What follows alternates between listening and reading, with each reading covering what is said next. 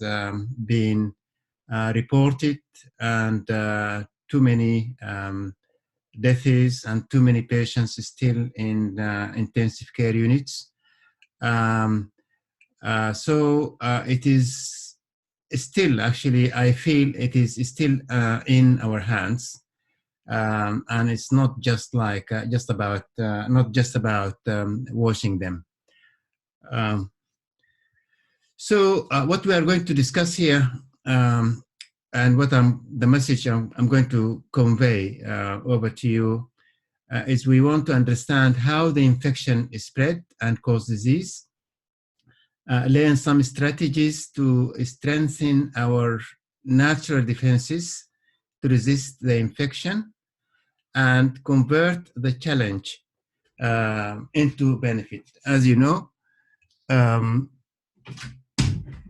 there is benefits from each adversity. And I think this one is going to cause, despite the fact that it's going to cause deaths, it's going to cause disease and a lot of panic, national panics and international panic, actually. But I think it might have some good benefits to us at the end.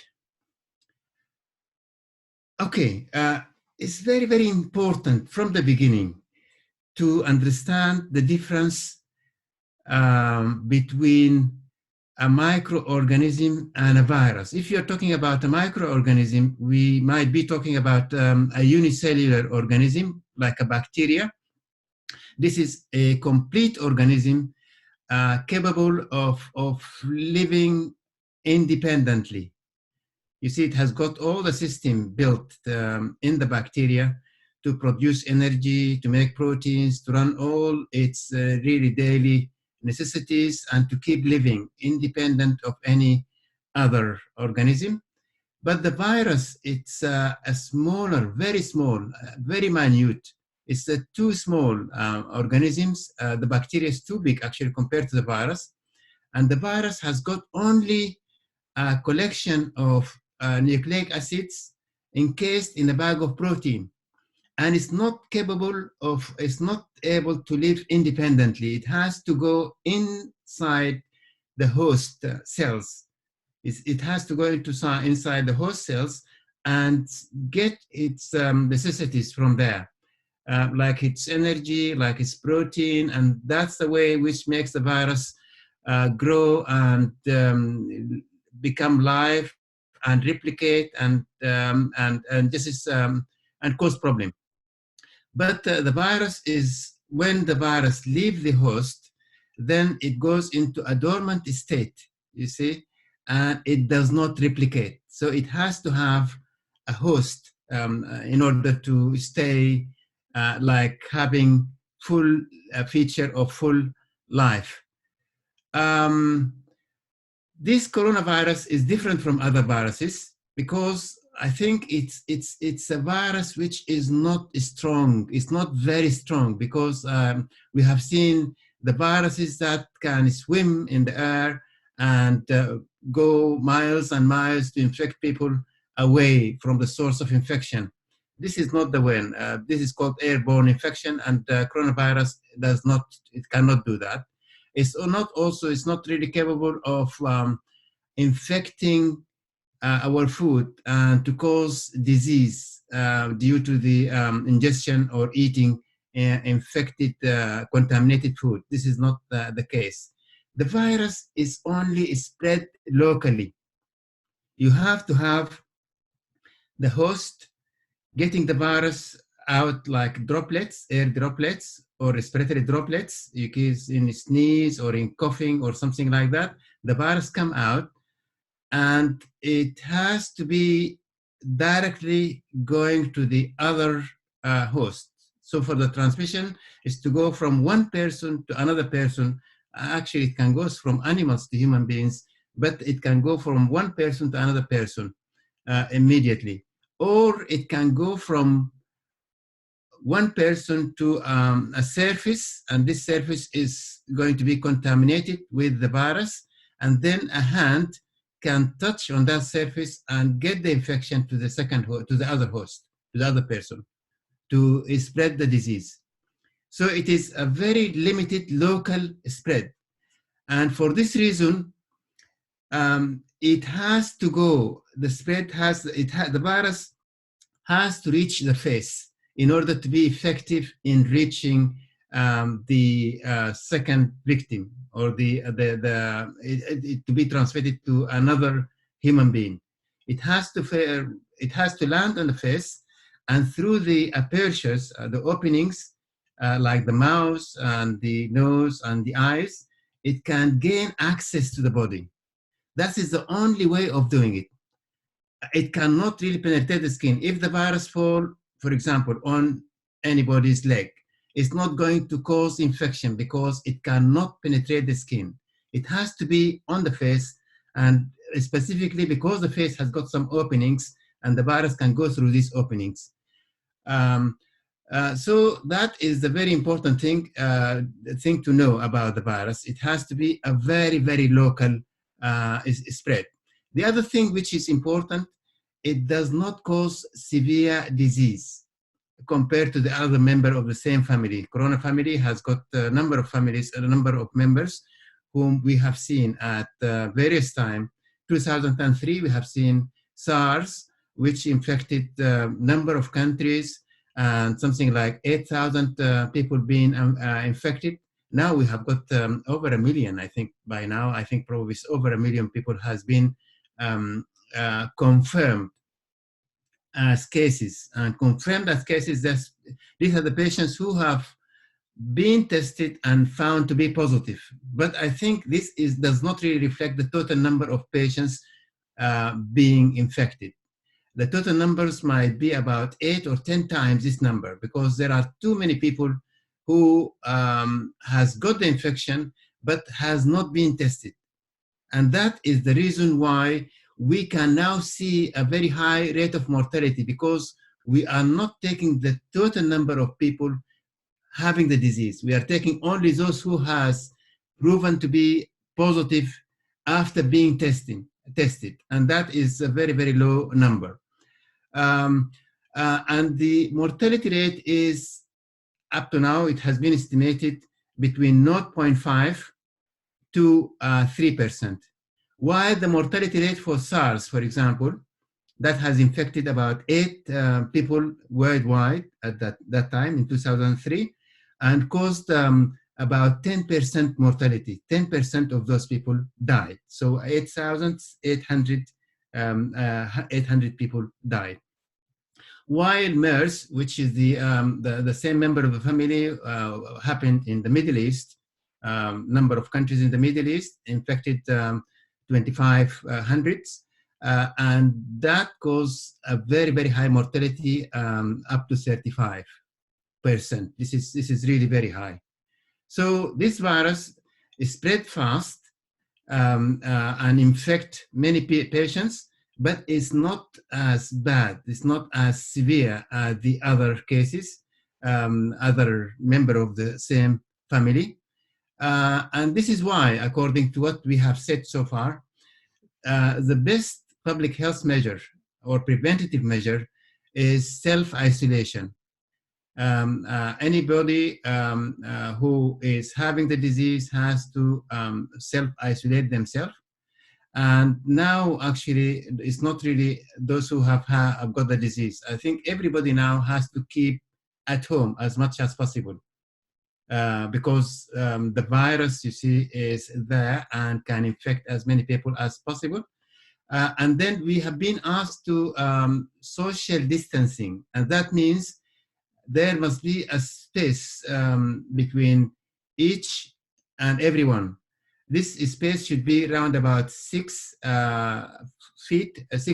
foot, which is equivalent to 1.8 meters. So a distance of 2 meters approximately should be between each other. And I think this has been observed regularly now in most of the places where people are gathering, just like, say, for example, in the shopping centers, they ask everybody to keep away from the other person by 2 meters.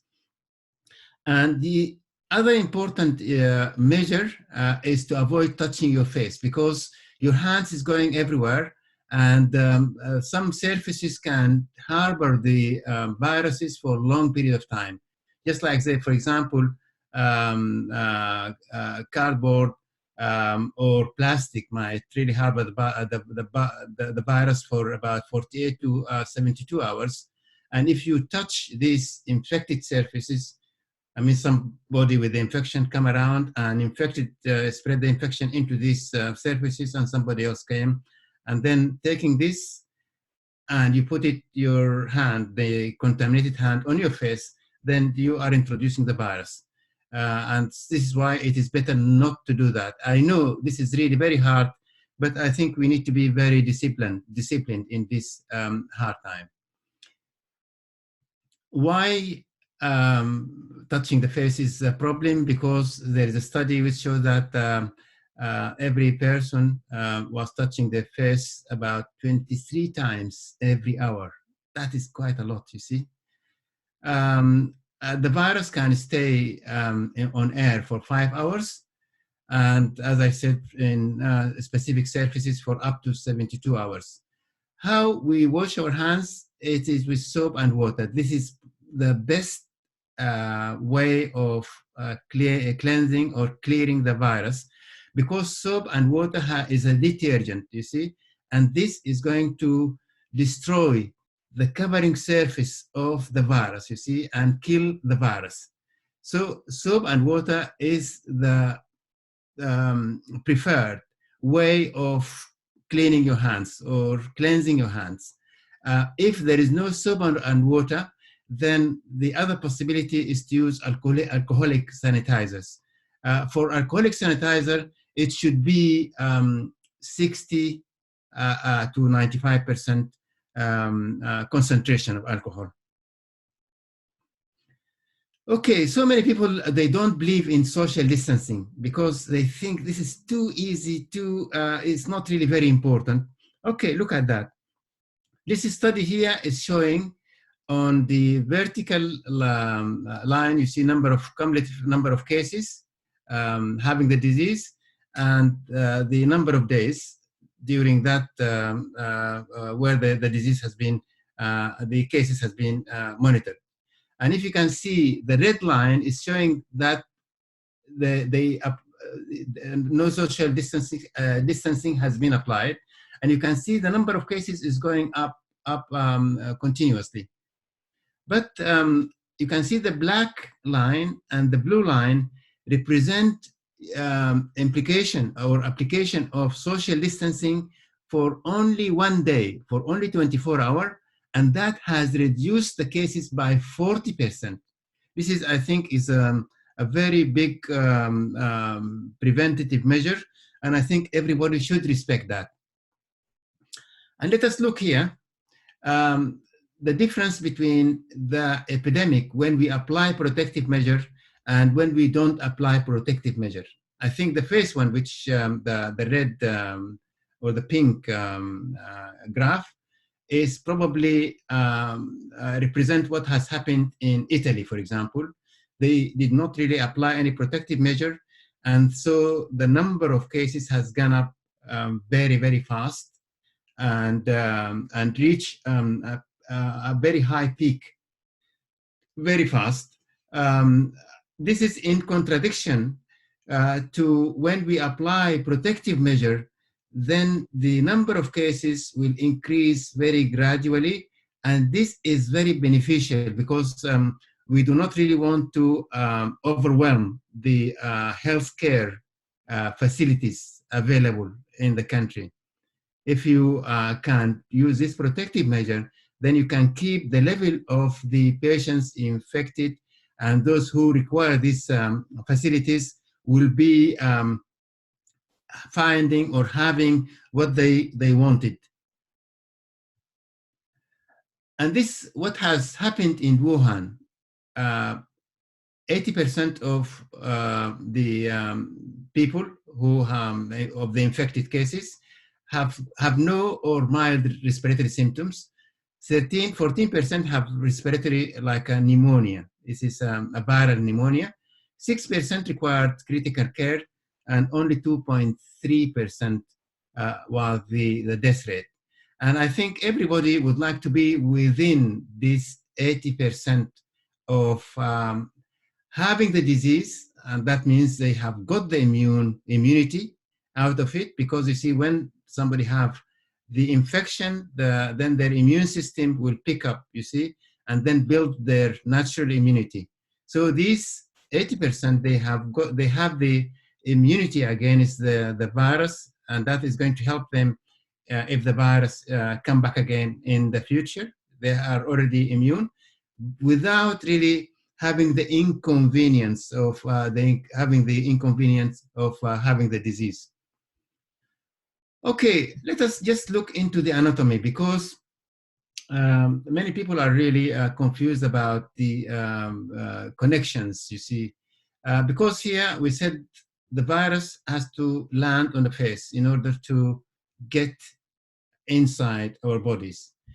And doing that, you see, the most important areas, entrances, is the nose or the mouth, you see. And both the nose going into the nasal cavity and the mouth going into the oral cavity, both they meet in the throat. You know the throat, or actually if you're going to talk science, this is the pharynx, meeting in the pharynx. And then from the pharynx, then we get the esophagus, which is the gullet, which is going down to the stomach, while the other connection is going to go into the windpipe, which goes down to the lung. So the first station here for the virus to reach is the throat. And let us look into the symptoms of the virus to see how much the virus is affecting these areas through which the virus passes until it goes down into the body. So in the nasal cavities, only a very minority of patients, this is the symptoms of that has been reported for the cases who have had the disease in China. And if you can see nasal congestion or runny nose, only 4.8% of cases. So a runny nose is not really a very common symptoms. Things like gut symptoms, like nausea, vomiting, diarrhea, is not very common as well. So, and if we take something like fever, fatigue, muscle and joint pain, and chills, these are the symptoms that can happen with any viral or bacterial infection. All infections can cause these symptoms. But when we look specifically to things like dry cough, sputum production, shortness of breath, these are the symptoms which is very, very specific for lower respiratory tract infection. That is the infection of the lung, what we call pneumonia in the medical terminology, which is infection of the lung. So the virus, actually the main problem the virus causes is infection of the lung.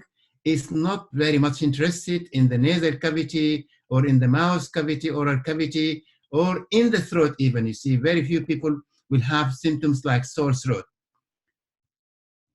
And this is what makes me think, you see, the virus is highly specialized in the lung. It has got great predilection for the lung. It does not really want to go anywhere. And when it goes to the lung, and in case, I mean, if somebody has got lung disease, pre-existing lung disease, or pre-existing cardiovascular disease, or heart and circulation disease, these are the patients who are likely to have a severe form of the disease. But thinking in this way, I think will give us like, we can predict exactly how we can prevent the infection happening. Because now we know the virus ambition is to reach the lung, because this is where he can give it want to be, and it can give the severest possible infection. So what will happen if we can divert the infection away from the lung? Then I think this is an opportunity to stop the infection happening in the first place. or if we can make the lung more strong to resist the infection, this is another opportunity, very strong opportunity to stop the virus reaching the lung to cause the infection. And you can stop yourself being a victim for any invaders. And I think that's the most important thing here. Because as you know, and we are going to go through this thinking, you see, our body has got very strong barriers, and if you can strengthen your natural barriers, so you can avoid all these infections altogether. Let us go back again to the anatomy. So the virus is coming down into the throat, and instead of going to the lung through the trachea, which is a windpipe, we are going to wash the virus down into the esophagus, which is the gullet, to go to the stomach. And the advice is to use warm water, to drink warm water repeatedly. Do not allow your throat to go dry. Try to drink warm water repeatedly. And this, in case you have had any virus coming into your throat, then this is a big opportunity to wash the virus down into the stomach. And this is very interesting. There are two things here. You're doing two things. One thing, warm water is going to kill the virus. Why? Because the virus is always killed, is going to be killed at any temperature above 26 degrees centigrade. So you are killing the virus. And then when you push the virus into the stomach, then you are putting the virus into a very harsh environment. The stomach is stomach acids, very, very, serious environment, you see, which is going to kill the virus again. So you are killing the virus twice. This is like a double whammy, which is going to be very effective. So the very important thing here to learn, we are doing this self-isolation. We are doing this, these measures which are doing self-isolation. We are doing social distancing, and we are avoiding touching our face. These are three important public health measures.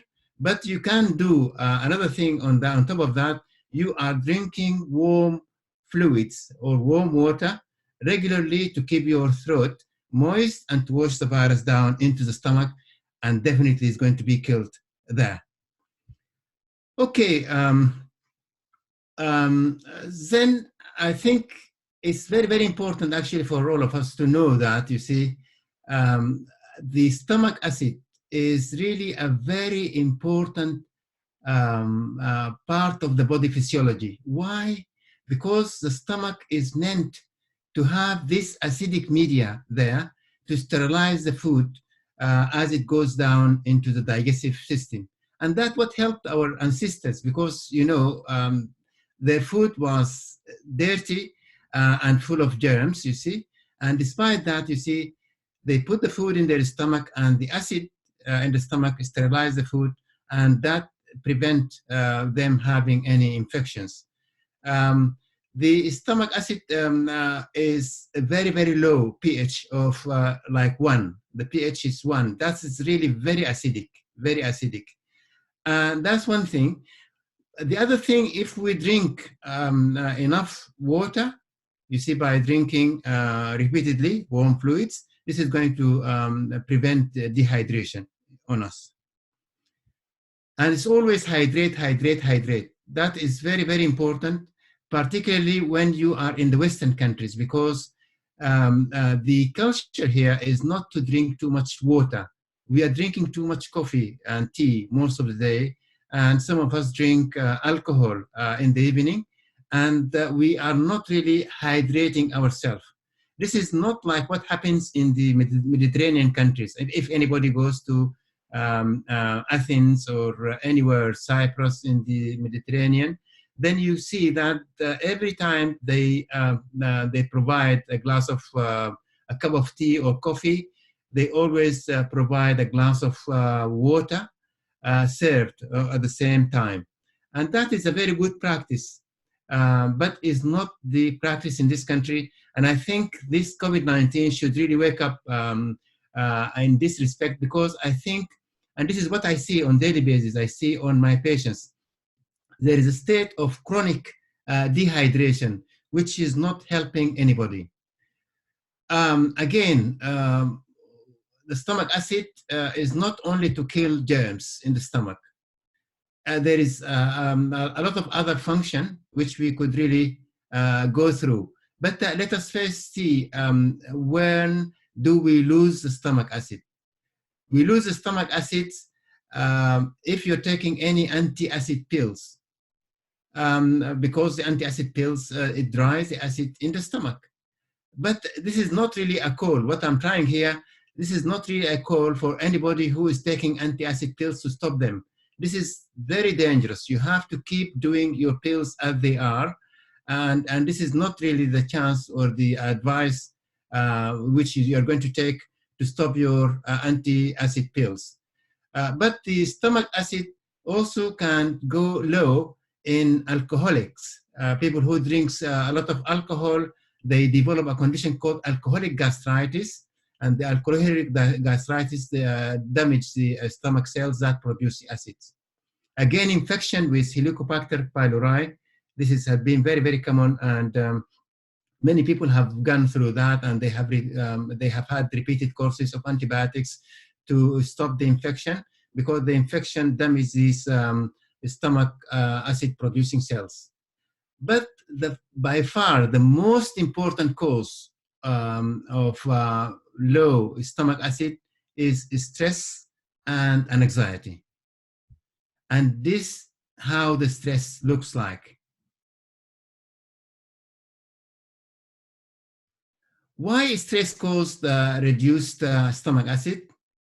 Stress, the stress response is just like running for your life from a lion in the jungle.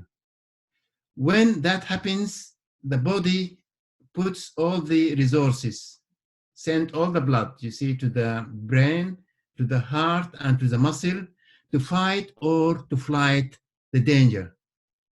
You see, things like the digestion is no longer a priority. So the body would shut down the blood supply to the gut, and hence your digestive system suffer.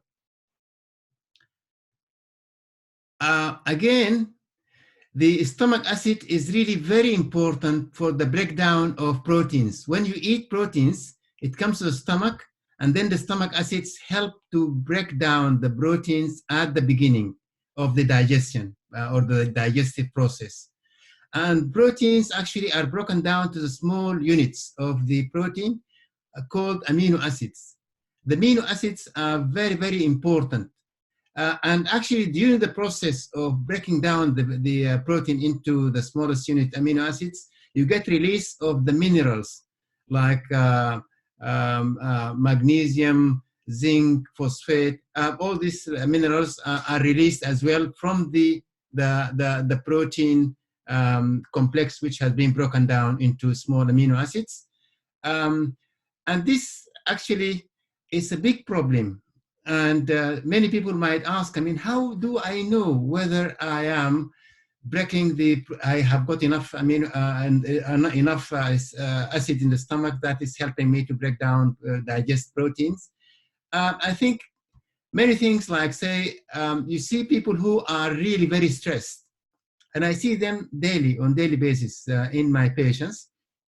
You can see the shape of the person, and you can see they accumulate a lot of fat in the middle, while they have got very thin limbs. You see, there is fat, a lot of fat in the midriff. The midriff, you see, a lot of fat in the midriff, while their arms and legs are very, very, very thin. Again, I find, I have many patients who would come and complain, and they say, okay, look, doctor, I go to the gym and I do a lot of exercises, like, say, strength, muscle building exercises, but my muscles does not get bigger anymore. And I don't know why. And I think it is because you are having a lot of stress, or you are having another reason which is stopping you produce stomach acids, and you're not breaking down digesting proteins, to their smallest units, and you are not absorbing that because you need the building blocks which is going to go into your muscles. And as we see a little bit later, that there is something called branch chain amino acids, which are very, very important for building your muscles. Again, these patients or these people who are not having enough acids in the stomach, they always have nail changes, just like this one. And you can see the ridges. You sometimes pitting, and these nails becomes very brittle as well. And this is all signs of low acid in the stomach and low breakdown of, because you see most of the nutrients which comes out of the protein, which is like what you see here, like iron, like calcium, like magnesium, copper, and zinc. These are very, very essential for the nail.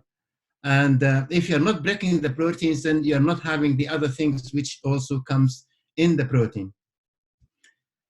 And low acid can also change your mind. If you can see, some of these proteins or amino acids are very important for the brain chemistry. I mean, you might have heard about serotonin, which is the happy hormone. And the happy hormone comes from an amino acid, which is a protein, amino acid called tryptophan. If you are not breaking down your proteins and releasing these amino acids, then you are not going to have enough tryptophan to give you enough serotonin. And actually, serotonin is very, very important for the stomach, for the gut itself, because you see, patients who have got low serotonin will have constipation. You might have met so many people who have got chronic constipation and they cannot really help it at all. Giving everything you see, still eating anything is not really working because they haven't got the tryptophan, they haven't got the tryptophan being converted to serotonin, and also they will be anxious, depressed, and this is because they cannot build enough chemistry, or they call it neurotransmitter in the brain to keep them happy, you see. Serotonin actually also is converted to melatonin, and melatonin is the sleep hormone. So if you are not really breaking down your protein in the stomach, you will not be happy and you will not sleep well. And that's what happens when the person becomes have chronic stress. So chronic stress, you see, the body, the adrenal gland, because you see the adrenal gland is the gland which produces stress hormones, cortisol, adrenaline, these all produced in the adrenal gland. So the adrenal gland will put all the resources to produce cortisol, which if somebody is chronically stressed, you see. And that is really very common. Too many people, you see, and a very big chunk of the population is chronically stressed, you see, either by something within the personal, within the family, or at work, or something. There are too many causes of stress, and there is also internal stress. People who have got some blood sugar dysregulation, they have got something missing in their body, they have got too much toxins in their body, they also become stressed because the body is not really relaxed and settled enough to be in the good state of relaxation. So when the adrenal gland produces more cortisol, then it hasn't got any capacity to produce the sex hormones. And these are very, very important, like estrogen and progesterone and testosterone. These are really very important hormones. As you know, it has got effect on the mood, on the brain, the thinking, the brain function, the cognitive function, the bone, like osteoporosis, which is testosterone is associated with osteoporosis. So I think also people lose out. You see, when they haven't got enough stomach acid, they lose out in their hormonal balance as well. Okay, that will take us to a very important point here. How can we make the lung resist infection? And I think the answer to this question, the lung is already being provided with adequate facilities to cleanse itself. And this if you look into the mucous membrane or the lining of the respiratory passages starting from the windpipe going down into the bronchi, which is the, and then the bronchial tree into the lung tissue, these are all provided with a coat, like a mucous membrane, a coat, which produce mucus, which is a thick stuff, and this is likely to trap any particles, bacteria or viruses or anything coming down into the respiratory tract, into the lung, going towards the lung. And then they have got another thing, which is like hair-like projections. They call cilia.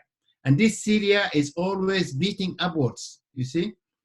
And you see, it beats these particles, invading particles, bacteria, viruses, or any dust particles. It beats up all the time to get these particles up to the throat. And in the throat, particularly in the larynx, there is what is known as the cuff reflex. They reach a certain level in the larynx, and then they cuff this stuff outside the body. And this is how the lung and the respiratory system cleanse itself. But this process is going to be damaged in people with damaged lungs. Like, for example, smokers, they damage this process. Other people who have had like chronic diseases in the lung and these things, the process is damaged. But I think still they can get it back, you see, if they can do something about it.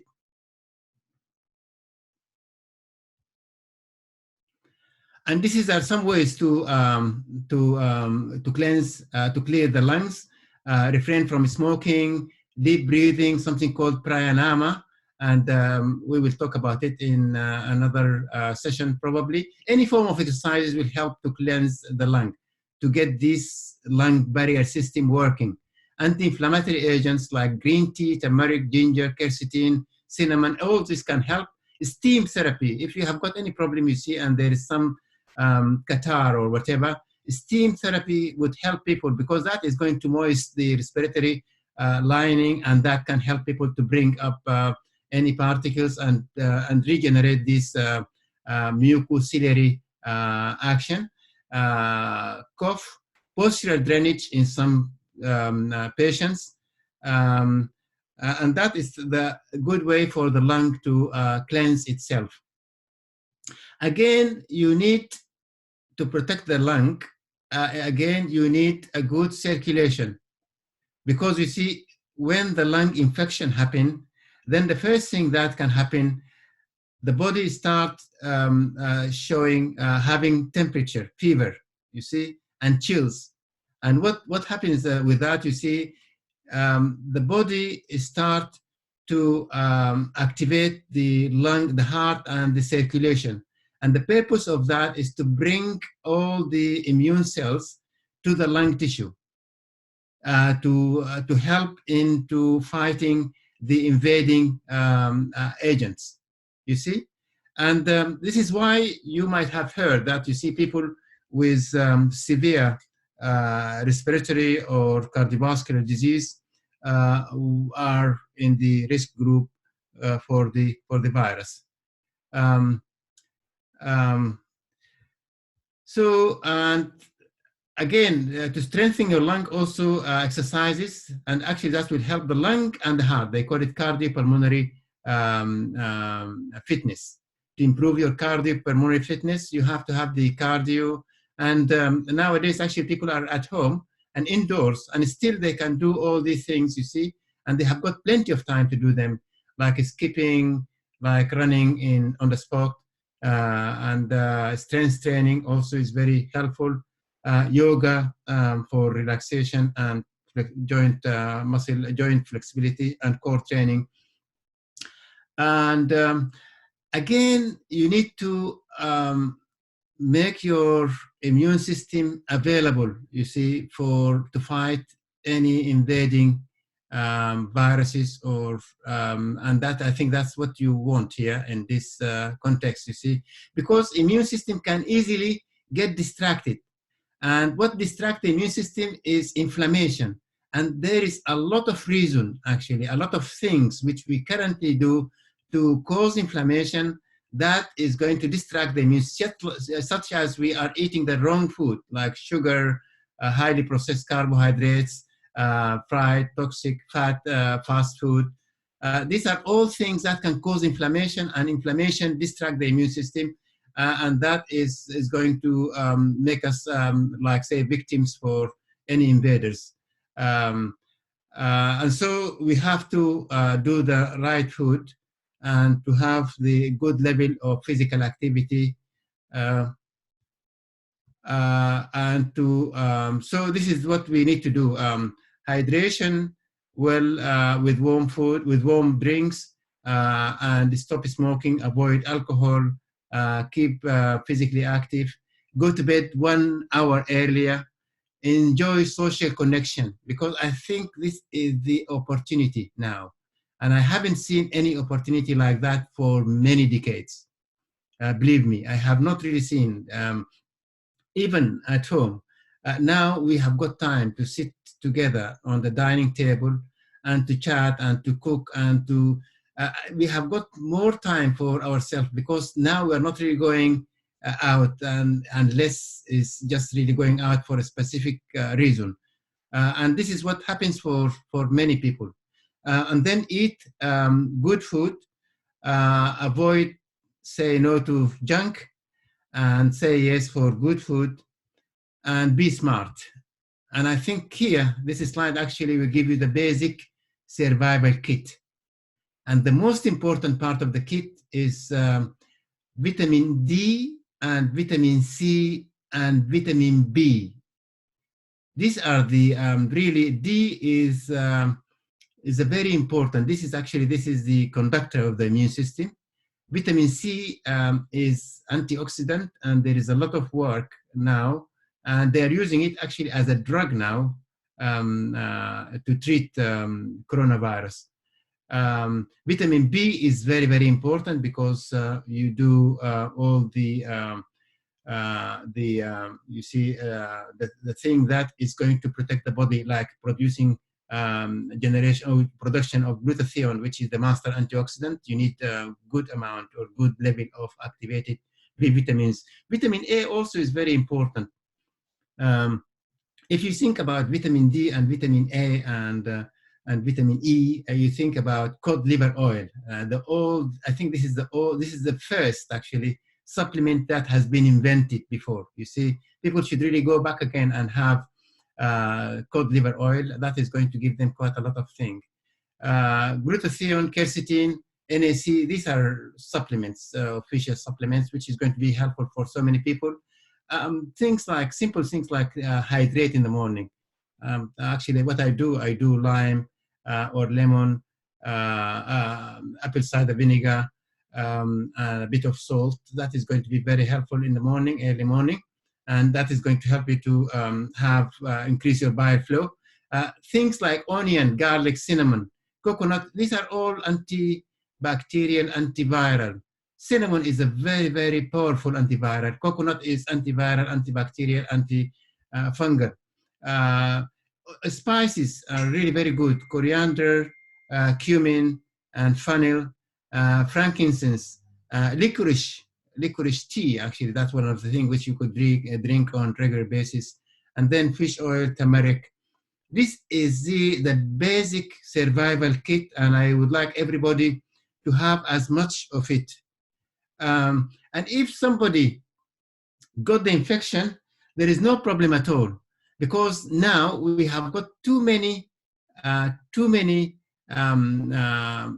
therapeutic and too many pharmaceutical agents that could help, like the intravenous vitamin C, and that is very, very effective, had been tested in China. All the patients who had been given intravenous vitamin C big doses, like 10 grams or 20 grams, they have been cured and they left the hospital earlier. Hydroxychloroquine also has been approved in America, and there is quite a lot of work in France. They combine it with azithromycin, is another antibiotics. Convalescent plasma, that is, you see, take plasma of patients who have had the disease and give it to patients who are in critical situation.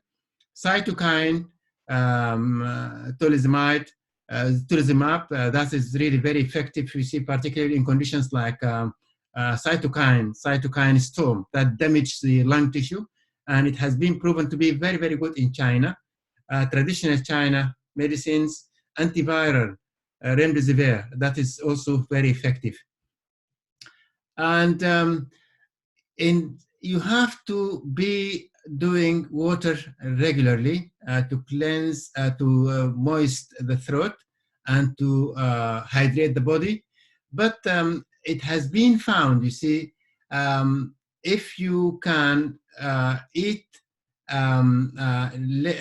for a certain time during the day, for example, if you can make like say an 8 hours window for eating window and 16 hours of fasting.